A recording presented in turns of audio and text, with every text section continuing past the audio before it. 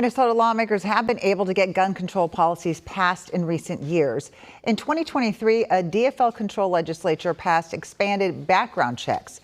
Then in 2024, the legislature boosted penalties for straw gun purchases after 3 first responders were killed in Burnsville.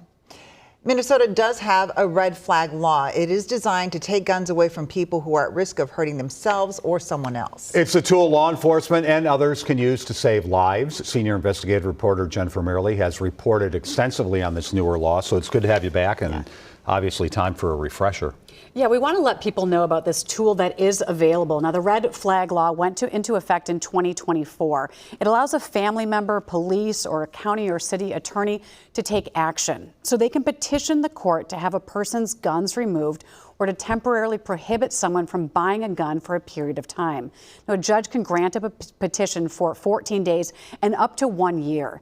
This is to be used in extreme circumstances where there is a significant risk of harm if a person has a gun. Now, a hearing can be scheduled quickly, sometimes even the same day. Earlier this year, we spoke with Dr. Jillian Peterson, director of the Violence Prevention Project Research Center, about the types of petitions filed in Minnesota in year 1.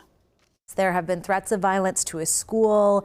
There's been individuals maybe experiencing psychosis for the first time and thinking people are after them and living in a busy apartment complex and firing guns, which can be really dangerous. There's women whose ex-partner is actively trying to murder them and they're terrified, and so being able to remove guns from him. It's a really wide array of cases. Yeah, and at the beginning of that, you heard her mention threats of violence against a school. In the data from year 1, we discovered 5 instances where a petition was filed on someone who threatened to shoot people at a school or daycare or mentioned a school shooting or shooter. Now, some of the threats were in person, others were caught online. In those cases, the law worked. A judge granted an extreme risk protection order for the maximum, and that was 1 year. And we should mention, if someone is in immediate danger, the guidance still is to call 911. Sure.